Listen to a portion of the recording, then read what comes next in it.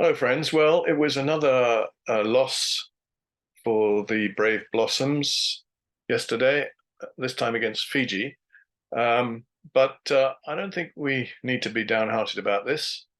Um, there were plenty of things to be learned from the loss, and it's normally the case that you learn far more from losing than you do from winning in most life situations.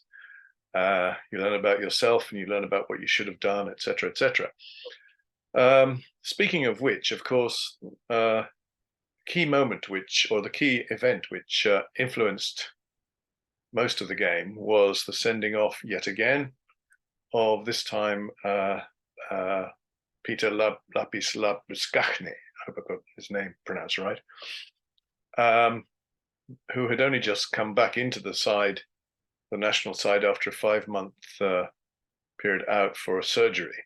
And one can easily understand how it happened in the sense that he was extremely fired up to get back into things, and he's a very serious, highly motivated player, all of which is good.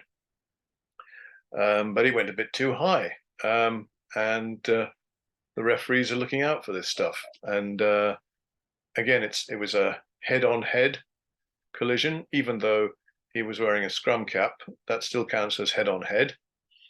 And the referee was therefore forced to go to his framework for decision making, which World Rugby has set up for him, for all referees, and that starts at red. It doesn't matter that there was no malice, none at all, and there wasn't any malice.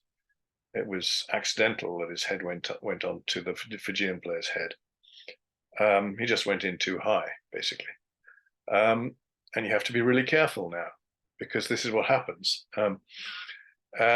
So the referee thought about it, consulted with the assistants and the TMO, television match official, and he could find, if I remember, no mitigating circumstances to bring it down to yellow.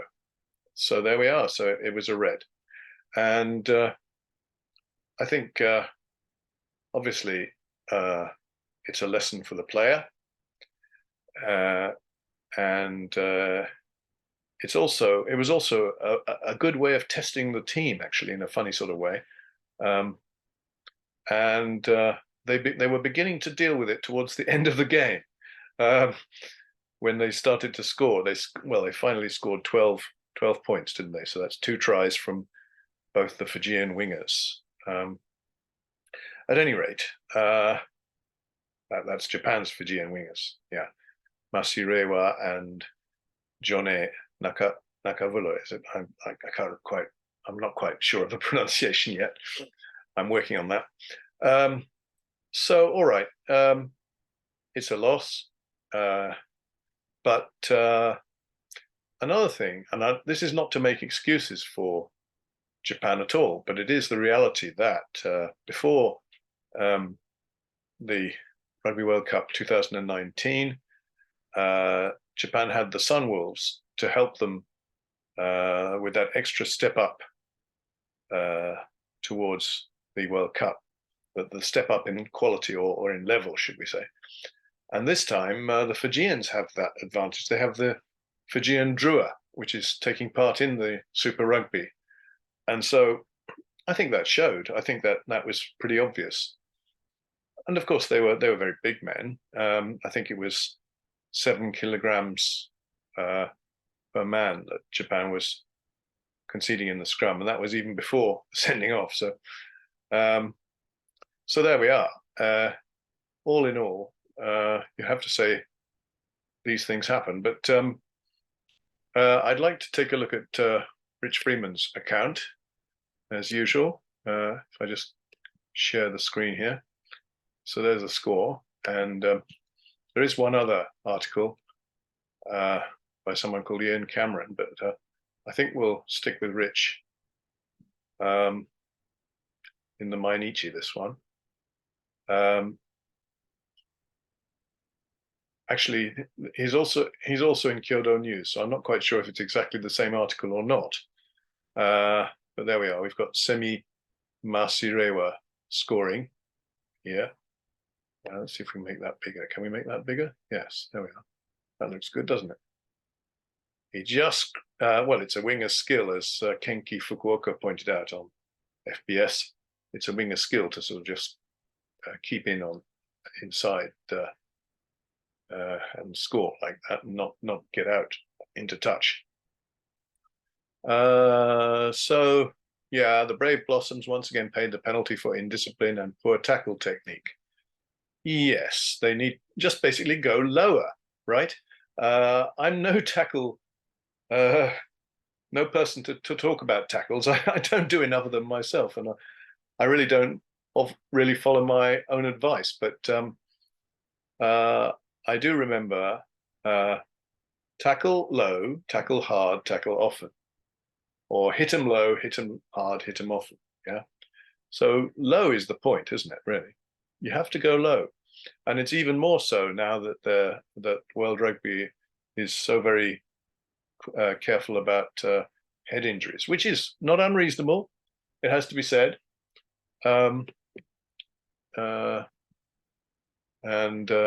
Anyway, the Brave Blossoms once again paid the penalty for indiscipline, although to their credit, they never gave up competing and showed glimpses of how dangerous they can be with ball in hand. Indeed, they did, especially in the second half.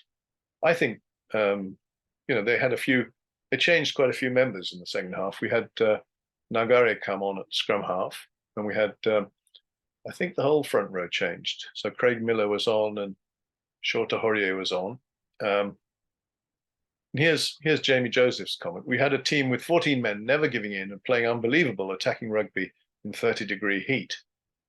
At the end of the day, we finished stronger than Fiji. That spirit is what we need at the World Cup. Yes, we need to adjust to the referee and we need to be smarter, but it is hard to beat quality teams with 14 players. Absolutely. I've been in games where 14 players have beaten 15 players, but not at this level and not against a team like Fiji. I was on the 14 team, by the way. It was great. The Fijian-born pair of Jone Naikabula and Semisi Masirewa, there we are, the names, those are the names, properly spelt. Both crossed the chalk for Japan in the second half as the hosts had the better of the later stages. The damage had been done much earlier. Yeah, it was very early, 7th minute. Peter Labuschagne, sorry.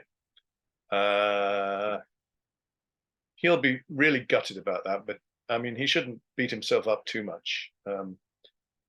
Don't beat yourself up. Just get it right next time, or never get it wrong again like that. It's a lot more important to correct your behavior than beat yourself up about your past errors. And I'm sure he knows that. Doesn't need someone like me to tell him that. And the Fijians intelligently mixed up their traditional running game with a well-executed kicking game to full advantage before taking their foot off the gas on a hot, humid evening. Yep, it was very hot, very humid. Amazing, really. It was at Chichibunomiya, by the way, this rugby ground that is sort of going to disappear. It was great to see it packed to the rafters, as it were, although there really aren't many rafters. It's not hardly any roof there.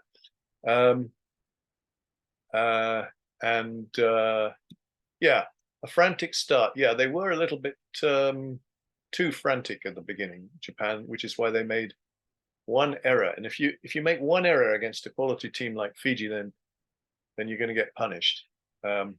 Just one is enough.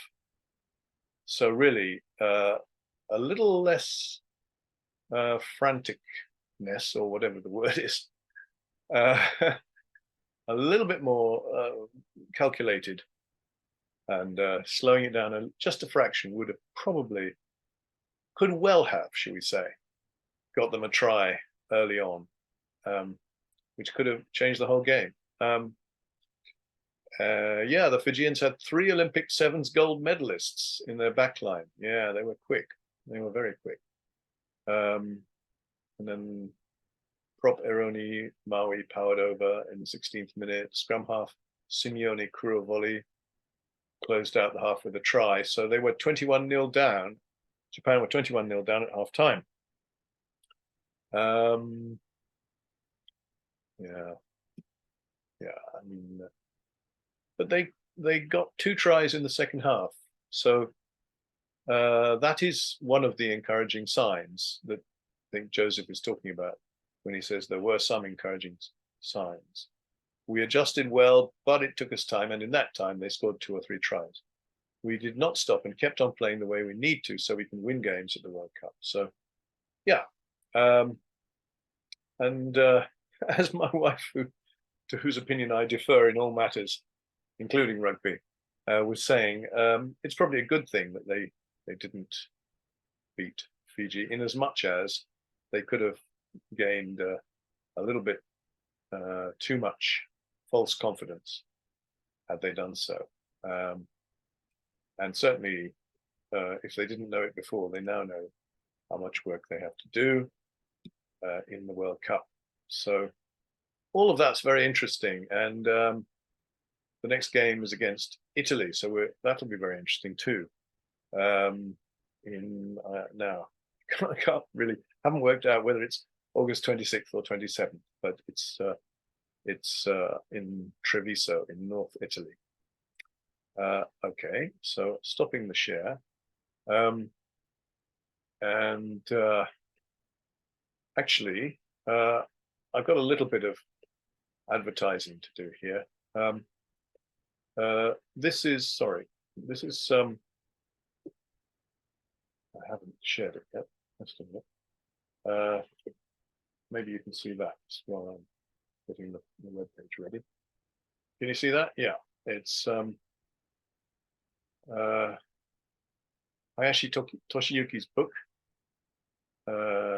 8 Steps to Make a Regularly Winning One Team. Okay. Well, I've translated this, and it's been sitting on the web. I will show you the website right away. Should be able to see that. Hang on, can you see that? Yes. There we are. So it's 8 steps. I've translated it, and the new title in English is 8 Steps to Build an Invincible Team, a rugby coaching Bible from Japan. And there is the author, a little bit of blurb from me, detail about Toshiyuki Maru Hayashi's career, which is a stellar one, played in 2 World Cups, captain Japan.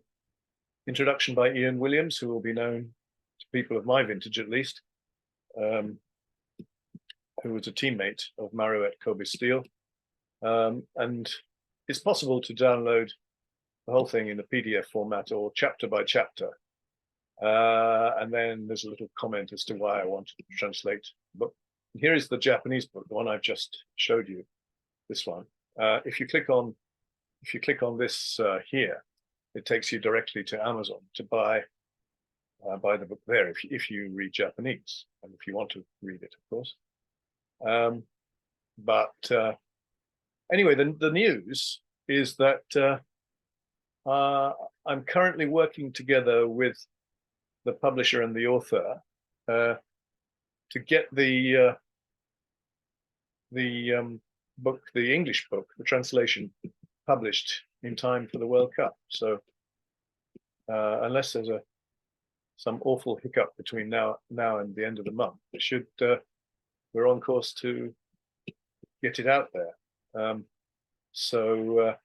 In time for the Rugby World Cup, which I'm mightily pleased about because this has been sitting here on the web for a while. And we've had 1,449 people visiting this particular page, which is, by the way, if you can see up on top left, that's I think if you Google 8 Steps to Build, if you Google the title as it is, then you'll probably find it.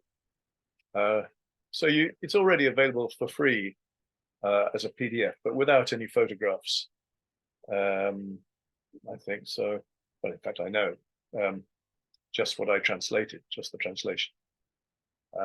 All right, so that's something for me to look forward to, and hopefully for you also.